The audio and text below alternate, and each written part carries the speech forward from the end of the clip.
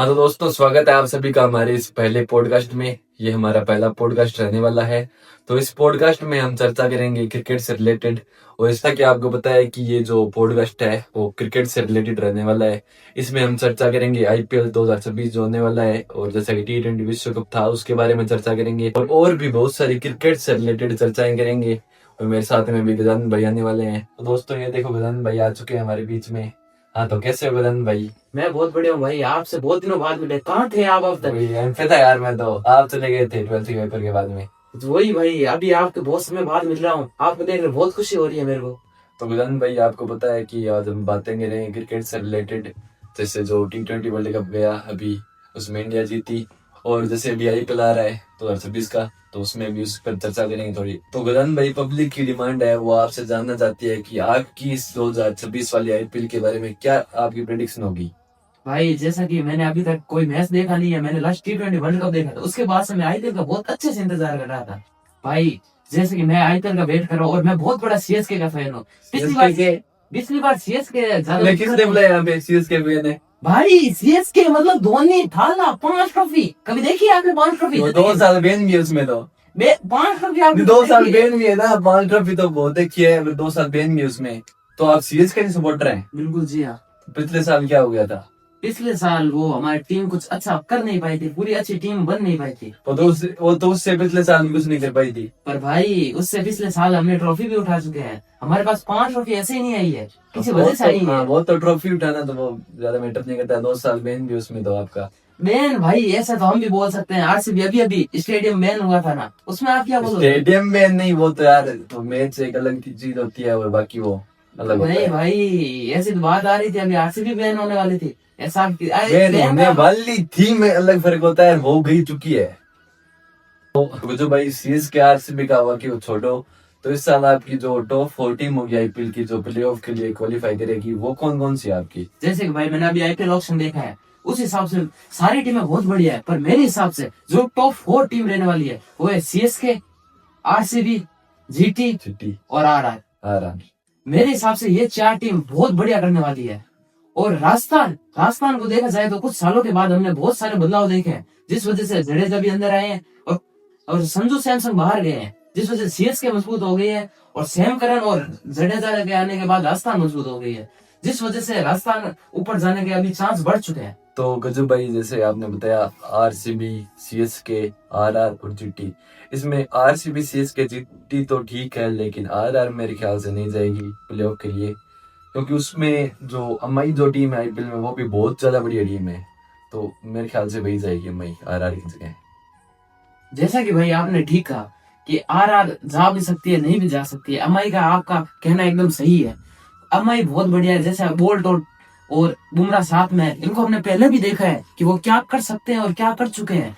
इस वजह से हमें उनके साथ होने से टीम बहुत मजबूत हो चुकी है। उनका बैटिंग ऑर्डर, उनकी बॉलिंग, उनकी फील्डिंग, सब कुछ बहुत बढ़िया है। हाँ तो गजब भाई, जैसा कि आपको पता है कि फर्स्ट मैच जो होने वाला आईपीएल का वो है आरसीबी और एसआरएच का, तो उसमें आपकी क्या प्रेडिक्शन होगी? जैसा कि बीसीसीआई वालों ने ना बहुत अच्छा काम किया है कि फर्स्ट मैच आरसीबी और एसआरएच का रखा है। ये मेरे को बहुत सही लग रहा है, क्योंकि मेरे को लग रहा है पहले ही मैच में 300 प्लस का टारगेट हो सकता है। क्योंकि मेरे हिसाब से आरसीबी और एसआरएच ऐसी टीम है जो चेस भी कर सकती है और रन भी मार सकती है। दोनों में बहुत खूंखार बैट्समैन है, जो हम सब जानते हैं। तो गजू भाई, ये तो आपका बढ़िया बात किया आपने। वो 300 प्लस टारगेट बन भी सकता है, चेंज भी हो सकता है, सब कुछ हो सकता है, क्रिकेट है, सब कुछ हो सकता है। तो गजू भाई, मैं आपसे अभी 5 बैट्समैन के नाम बताऊंगा आपको, तो आपको उनमें क्या है, ब्लाइंड रैंक करनी है। ओके ठीक है भाई, आप नाम बता दीजिए। उनके परफॉर्मेंस के हिसाब से मैं उनकी रैंकिंग करता हूँ। भाई जैसा कि आपने डेविड वार्नर का नाम दिया, मेरे हिसाब से वो 4 नंबर की रैंक डिजर्व करते हैं 5 बैट्समैन में से। और क्रिस गेल, जैसे कि आपने क्रिस गेल का नाम दिया, मेरे हिसाब से यूनिवर्स बॉस 2 नंबर का रैंक डिजर्व करते हैं। तो तीसरा है मेरा विराट कोहली। जैसा कि भाई आपने लिया विराट कोहली द किंग का नाम, उनके कोई कंपैरिजन नहीं है, वो रैंक 1 ही डिजर्व करेंगे। तो मेरे अगला बैट्समैन है एबी डिविलियर्स। भाई mister 360 3rd number position deserve करते हैं। और मेरा लास्ट जो नाम है वो होंगे प्रिंस शुभमन गिल। भाई जैसे कि लास्ट स्लॉट बचा है, इसलिए 5 नंबर तक वही बैट्समैन आएंगे। वो बहुत बढ़िया बैट्समैन है और उनके लिए यहाँ पर जगह 5 स्लॉट होगा। तो गदन भाई, अभी जो आपने जो टॉप 5 बैट्समैन की जो रैंकिंग बताई थी, अब आपको उसी तरह टॉप 5 जो बॉलर है उनकी रैंकिंग बतानी है। ठीक है भाई, आप मुझे नाम बताइए। मैं अभी आपको नाम बताऊंगा। तो गजानन भाई जो मेरा पहला गेंदबाज है उसका नाम है अर्शदीप सिंह। तो भाई आपने बताया अर्शदीप सिंह, उसको मैं 5 नंबर की रैंकिंग देना चाहूंगा। तो अगला मेरा जो बॉलर है उसका नाम है मिचेल स्टार्क। तो भाई आज जैसा आपने बताया मिचेल स्टार्क, इसको हम 2 नंबर की रैंकिंग देना चाहेंगे क्योंकि ये बहुत बढ़िया गेंदबाज है। और जो तीसरा जो मेरा आई थिंक बॉलर होगा उसका नाम है बिल स्टेन। तो भाई जैसे डेल स्टेन, कोई कंट्रोवर्सी नहीं है, ये 1 नंबर की वो गेंदबाज है। तो अब मैं जिसका नाम लेने वाला हूँ वह गेंदबाज है जिसने हमको T20 वर्ल्ड कप जिताया था, 2026 वाला भी और 2024 वाला भी। आप गैस कर लीजिए। भाई आई थिंक आप जसप्रीत बुमराह की बात कर रहे हैं क्योंकि उन्होंने T20 वर्ल्ड कप फाइनल में 4 विकेट लेके इंडिया को बहुत बढ़िया जीत दिलाई थी। ये आपने बहुत ही मुश्किल सवाल पूछा है, इसको मैं रैंक 1 भी देना चाहूंगा पर वो डेल स्टेन की जगह है, इसलिए मैं इसको रैंक 4 देना चाहूंगा। तो गगन भाई मेरा जो अगला जो बॉलर होगा वो है हमारे भारत के टेस्ट क्रिकेट की धड़कन है, उसके बिना हम टेस्ट क्रिकेट नहीं खेल सकते। आप गैस कर लीजिए इसे भी। ब्रो आई थिंक मियां मैजिक, क्योंकि यही राइट चॉइस है जो टेस्ट क्रिकेट में अभी गोट लेवल पर है। इसको मैं रैंकिंग देना चाहूंगा 3 नंबर। हाँ तो गजान भाई जिस तरह आपने अभी टॉप 5 बॉलर्स की जो ब्लाइंड रैंकिंग दी वो बहुत ही बढ़िया तैयार किया आपने। हाँ तो इतनी चर्चा के बाद हम अब आते हैं IPL के बारे में थोड़ी सी चर्चा कर लेते हैं। तो गजान भाई इस बार आपको क्या लगता है कि कौन सा बॉलर हाईएस्ट विकेट टेकर होगा और पर्पल कैप लेके जाएगा? जैसा कि भाई इस बार सारे बॉलर बहुत बढ़िया फॉर्म में है और सारे बॉलर बहुत बढ़िया है ना अपना परफॉर्मेंस दिखा रहे हैं, पर मेरे को लगता है जो पर्पल कैप ले जा सकते हैं उनमें से मेरे हिसाब से 2 दावेदार है। एक तो युजवेंद्र चहल, जिनको स्पिन ग्रैंड मास्टर भी कहा जाता है और बहुत बड़े स्पिन कराते हैं और हैट्रिक भी ले चुके हैं पिछले साल। इस वजह से ये बहुत बढ़िया परफॉर्मेंस कर रहे हैं और ये बहुत बढ़िया दावेदार है। और दूसरे मेरे हिसाब से हो सकते हैं ट्रेंट बोल्ट, जिनके फर्स्ट ओवर में सबसे ज्यादा विकेट है और बहुत बढ़िया बॉलिंग कराते हैं। यही 2 मेरे सबसे ऊपर की चॉइस है। ये बाकी हम अपनी जनता पर छोड़ देते हैं। इनके कमेंट कीजिए गाइस, आपको क्या लगता है इस बार कौन पर्पल कैप जीत सकता है? बाकी हम अपनी बातचीत जारी रखेंगे। हाँ तो गजान भाई आपने जो टॉप बॉलर बताए 2 कि वो इस बार पर्पल कैप के दावेदार हैं, तो अब मैं आपसे एक दूसरा सवाल करूंगा कि इस बार जो ऑरेंज कैप है वो कौन लेके जाएगा? तो भाई मेरे हिसाब से ऑरेंज कैप सबसे पहले दावेदार है किंग कोहली, जो हर साल इसी लाइन में रहते हैं और आगे निकल जाते हैं सबसे। दूसरी चॉइस मेरी होगी शुभमन गिल, जो कि बहुत बढ़िया बैट्समैन है और हाल ही में बहुत फॉर्म में भी है और इनके हाल ही में जो हम देख रहे हैं, इनके वीडियो देख रहे हैं, इनके परफॉर्मेंस देख रहे हैं, वो बहुत ही बढ़िया है। और तीसरी मेरी चॉइस होगी संजू सैमसन, जो अभी पिछले T20 मैचों में बहुत बढ़िया प्रदर्शन करके आए हैं। हाँ तो गजान भाई जैसे आपने अपनी ऑरेंज कैप के लिए जो 3 टॉपिक्स बताई, तो अब मैं आपसे करूंगा तीसरा सवाल। तो क्या MS धोनी थाला का ये लास्ट टाइप होगा? तो भाई ये सब सवाल आप मत पूछे, हमारे दिल की धड़कन है भाई, उनके लिए हम IPL देख रहे हैं। CSK के वही है करता धरता, जब तक हम देखना चाहें तब तक वो आए, स्क्रीन पर आए, कुछ शॉट खेले और हमें दिखाए, बस यही हमारी दुआ है। जब तक IPL चले तब तक भाई खेले, ये हमारे दिल से दुआ है।